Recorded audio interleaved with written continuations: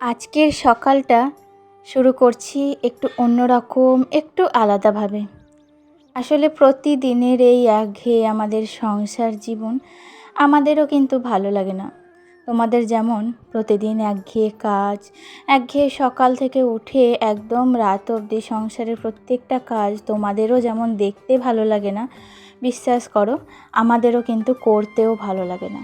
কিন্তু কি করব বলো, সংসারে তো এগুলোই কাজ। সকাল থেকে ওঠো, তারপর নিজের সাময়িক যাবতীয় কাজ থাকে সব কিছু কমপ্লিট করে রান্নাবান্না করা, সবাইকে খেতে দেওয়া এবং রাত্রি অবধি সেই একই রুটিন। আর এই করতে করতে দিনের পর দিন প্রত্যেকটা দিন আমাদের জীবন থেকে কিন্তু অতিবাহিত হয়ে যাচ্ছে। তবে এই সব কিছুর মধ্যে কিছু কিছু স্মৃতি যেগুলো আমাদের মনের মধ্যে একদম চিরস্মরণীয় হয়ে গেঁথে থাকে। আজকে সকালবেলায় তাই সব কিছু মাথা থেকে ঝেড়ে ফেলে চলে এসেছিলাম ছাদে। আর ছাদে এসে ছাদের আমার সব থেকে প্রিয় বন্ধু যারা, তাদের কাছ থেকে আমি সব সময় একটু পজিটিভ এনার্জি, সব সময় একটু মানসিক শান্তি পাই, সেখানেই এসেছিলাম। আর তাদের কাছ থেকে সত্যি করে আমি অনেকখানি মানসিক শান্তি গ্রহণ করে আবার আমার সংসারের কাজে হাত লাগিয়েছি। জানো তো, কদিন থেকেই ভাবছি ওয়েট লস জার্নিটা আমি কিন্তু আবার শুরু করব। তো পারছি না, মানে সব কিছু কন্ট্রোল করতে পারছি না। আর একই সাথে মানে সব দিক বজায় রাখাও কিন্তু সম্ভব হচ্ছে না। মানসিক শান্তি বিভ্রান্তি হচ্ছে। কখনো কখনো মনে হচ্ছে মাঝে মাঝে এতই দুর্বল লাগছে নিজেকে, মনের দিক থেকে যেন মনোবল সব ভেঙে যাচ্ছে। কোনো কাজে মন বসছে না, কোনো কাজে এনার্জি পাচ্ছি না, বুঝতে পারছি না কি করব আর কেন এরকমটা হচ্ছে। তাই ভাবলাম আজকে সকালটা একটু নতুনভাবে, একটু নতুন রকম করে শুরু করা যাক। দেখো, সকালবেলায় উঠে আমি 1 গ্লাস গরম জল খেয়েছি। ভাবছি এবার থেকে প্রত্যেক দিন একটু উষ্ণ গরম জল রোজ সকালে 1 গ্লাস করে খাবো। তারপর সকালবেলার চা, সবাই মিলে খাওয়া দাওয়া করে এখন চলে এসেছি বেডরুমে। বিছানাটাকে একটু গুছিয়ে নেব। প্রত্যেক দিন এই রুমটা তোমাদের সাথে আমি শেয়ার করতে পারি না। কেন জানো, আমার হাজবেন্ড না একটু লেটে ওঠে।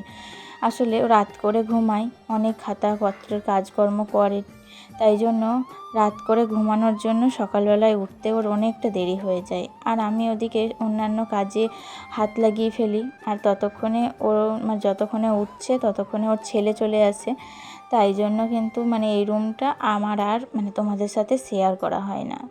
তো আজকে আমার হাজবেন্ড বাবুকে নিয়ে স্কুলে গিয়েছে, তাই একটু সকাল সকাল দেখো আমি এই যে বেডরুমটাকে গুছিয়ে নিচ্ছি। একটু পরেই তো ওরা চলে আসবে, তখন যদি আবার এখানে এসেই আবার খেলাধুলা সব কিছু শুরু করবে, তখন না আমি আর এই রুমটা তোমাদের সাথে শেয়ার করতে পারবো না, আর এই রুমটা আমার গোছানোও হবে না। আগে তাড়াতাড়ি করে বেডরুমটাকে গুছিয়ে নিই। বিছানা গোছানো জানো তো একটা পজিটিভ এনার্জি কাজ করে এর মধ্যে। যখন দেখবে বেডরুম, তারপরে কিচেন, এগুলো একটু গোছানো থাকবে, একটু পরিষ্কার থাকবে, তখন কিন্তু সংসারের সব কাজ যেন মনে হয় করা হয়ে গিয়েছে। আর সারাদিন কাজের পর যখন এই পরিষ্কার ঘরে আমরা আসব, তখন অনেকটা মনে শান্তি পাই। এখন তো বর্ষাকাল চলছে, আর এই বর্ষাকালে প্রত্যেক দিনের চাদর যদি প্রত্যেক দিন একটু চেঞ্জ করা হয়, দেখবে বিছানায় কিন্তু একটা ফ্রেশ ফিল আসে। আর সব কিছু যখন নতুন একটা ফ্রেশ ভাব আসে না, দেখবে কাজ করতেও কিন্তু ভীষণই ভালো লাগে। তবে প্রত্যেক দিন যদি তোমরা চেঞ্জ করতে একান্তই না পারো, তাহলে অন্তত সপ্তাহে চেষ্টা করবে 2 থেকে 3 দিন যেন চেঞ্জ করা হয়।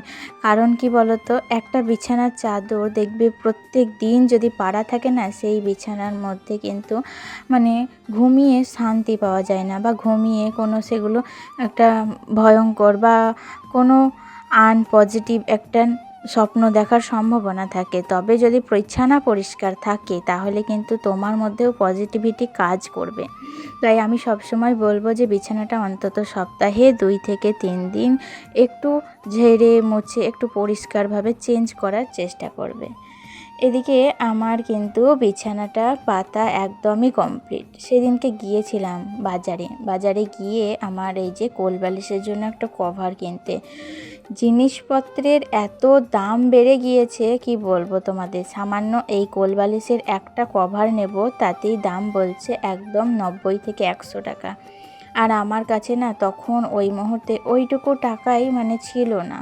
তবে কি বলো তো, আমার ইচ্ছা আছে সামনে পুজোর আগে কিন্তু একটা কোল বালিশের কভার আর দুটো বালিশের কভার আমি কিনবো। তবে কি বলো তো, ওই যে কিনে আমার যে বিছানার চাদরের সাথে ম্যাচিং হবে তা কিন্তু না। ওই যে ওটা কেনাকাটা করে মানে সব সময় লাগাবো না, সময় সুযোগ বুঝে ওগুলোকে লাগাবো। আর এখন দেখো আমার হাজবেন্ড কি করেছে জানো, আমি এই যত তাকে বইগুলো দেখতে পাচ্ছ সমস্তটা একদম গুছিয়েছিলাম, তো এখন কাঁচটা খুলতে ভীষণই অসুবিধা হচ্ছে। তো বইগুলো এমনভাবে রেখেছে যে কাঁচটা না খোলা যাচ্ছে না। তবে কি বলো তো, আজকে না আমার হাতে আর অতটা সময় নেই, অনেকটা সময় পেরিয়ে গিয়েছে। এখন রান্নাবান্নাও করতে হবে। তার আগে তোমাদের এই রুমটাকে একটু লুক দিয়ে দিই, চলো। পরিষ্কার করা হয়ে গেলে এক ধরনের নতুন শান্তি আসে, মনে হয় তখন যেন আমার সব কাজের সমাপ্তি হয়ে গেছে। দেখতেই পেলে ঘর গোছানো কিন্তু একদম রেডি হয়ে গিয়েছে। আর তারপরে চলে এসেছিলাম ছাদে। আসলে বর্ষাকাল, কখন রোদ কখন বৃষ্টি। আর এখন না আজকে ভালো রোদ করেছে। কয়েকটা জামা কাপড় জমে গিয়েছিল কাচাকুচি করার জন্য, সেগুলোই কাচাকুচি করে নিয়েছি। আর এখন আমি রোদের মধ্যে মেলে দিচ্ছি। বাবুর স্কুল ড্রেসটা দেখতে পাচ্ছ, ওটাও কিন্তু সকালবেলায় বাবু স্কুল থেকে আসার পর সাথে সাথে কেচে মেলে দিয়েছি। প্রত্যেক দিন যদি স্কুল ড্রেস বাবুর বা বাচ্চাদের জামা কাপড় কেচে দেওয়া হয়, ওদের কিন্তু ইনফেকশন, জীবাণুর হাত থেকে রক্ষা পায় ওরা। তো ওদের শরীরে ওরা তো সারাদিন খেলাধুলা করে, ধুলোবালি ঘাটে, তাই জন্য সবসময় চেষ্টা করবে বাড়িতে যদি কোনো বাচ্চা থাকে তো সেই বাচ্চাদের জামা কাপড় প্রত্যেক দিন কিন্তু পরিষ্কার করার। আর আমার তো বাচ্চা মানে বুঝতেই পারছো, প্রত্যেক দিন আমাকে কাচতে হয়, তাই জন্য তার সাথে আমাদেরও বেশ কিছু কাচাকুচি করা ছিল, সেগুলোও একসাথে কেচে এখন মেলে দিচ্ছি। তারপরে যাব রান্নাবান্নার কাজে। সকাল থেকে না শরীরটা আজকে ম্যাচ করছে, মানে খুবই টায়ার্ড ভাব লাগছে। জানি না, হয়তো এই সমস্ত মানে আবহাওয়ার জন্যই হচ্ছে হয়তো। তো তোমরা কয়েকটা দিদিভাই আছো যারা আমাকে প্রত্যেক দিন মোটিভেটেড করো, তো এই দিদিভাইগুলোকে অসংখ্য ধন্যবাদ। তোমরা এভাবেই আমার পাশে থেকো। আরও নতুন দিদিভাই যারা আছো তারা অবশ্যই আমাকে কমেন্ট করো। তাহলে চলো বন্ধুরা, আজকের মতো ভিডিওটি এখানেই শেষ করছি। এখন যাব স্নানে। দেখা হচ্ছে নেক্সট ব্লগে। তোমরা ভালো থেকো, সুস্থ থেকো এবং নিজেদের খেয়াল রেখো। পরবর্তী ব্লগ নিয়ে খুব তাড়াতাড়ি আমি ফিরছি। টাটা।